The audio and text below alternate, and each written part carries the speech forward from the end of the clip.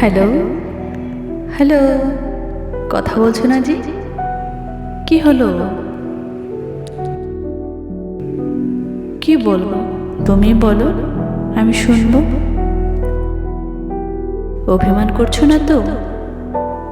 কি ভাবছো বলো তো শুনি। কবি, কি আর ভাববো?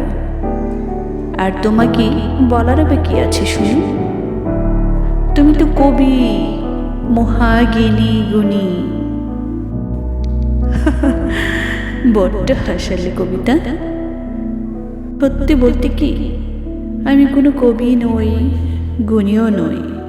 তোমার এই ছেলে মানুষই আর পাগলামিটা না আর গেল না। ভালোবাসা মানে দুজনে পাগলামি, এ আবার নতুন কি কাব্য? ও আচ্ছা, তাই বুঝি। জানো কবিতা, এই গরমে শব্দেরা এখন আমাকে ফাঁকি দিয়ে ঘুরে বেড়াচ্ছে।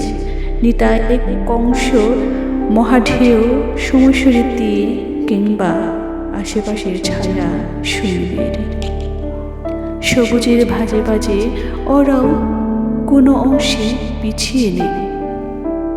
তারাও যেন প্রত্যেকেরই এক একটি কৃষ্ণকলি, জীবনানন্দের বনলতা। কবিগুরু রবীন্দ্রনাথের একটি জীবন্ত কবিতা।